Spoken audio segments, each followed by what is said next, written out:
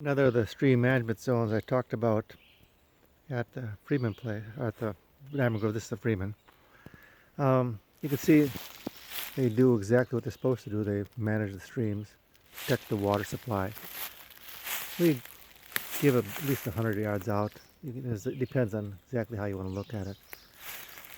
The good thing about this, from our point of view with the longleaf pine, is that this water here, it's always got water in it. And sometimes more, sometimes less. It allows us to do our prescribed burnings with a lot more safety. We tend to make a fire line up there at the edge of the forest, but we know that if the fire gets past that fire line, it will stop here. It'll actually stop sooner, because if we burn in the fall, these leaves will be wet, and so the fire will not even burn into this at all. But if it managed to do that, it would stop at this water. And in fact, I've been thinking about how to manage this tree management zone.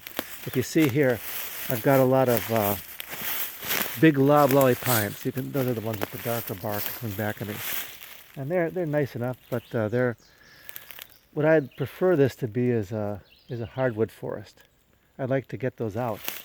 Unfortunately, they're hard to get. When people harvest, they use these machines, and the machines can't come in here because they'll ruin the dirt, and people don't like to cut without the machines. So last time when we harvested, I asked them to take out those trees if they could, if there wasn't too much mud. I don't want to ruin the soil. Unfortunately, there was too much mud, so they're still here. They'll live another 25, 30 years. They're not terrible things to have. I mean, they're pretty. But this should be a hardwood rotation. We're trying to restore a lot of things in Virginia. Longleaf pine, the native hardwoods. In fact, everything except for loblolly, because the loblolly, that was, yesterday's solution is today's problem. Loblolly were planted years ago. They were the wonderful tree, and they still are. They're the corn crop of trees. They grow fast. They grow well. They're easily harvested, but they're not as diverse as we would like. So the South is, not only Virginia, the South is full of loblolly, and we'd like to get something besides loblolly. It's not that we don't love loblolly, it's just that we want something besides. These trees are probably 50 years old.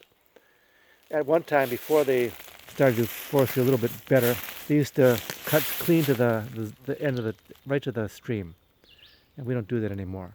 But they did, and it worked for them for now.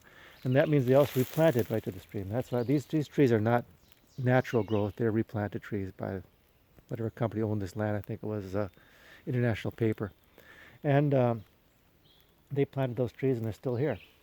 And I think they'll be here for a longer time, because we won't be able to take them out really ever, even though some of that's valuable timber. And I would like to transition to these. You can see the beech trees here and the oak trees.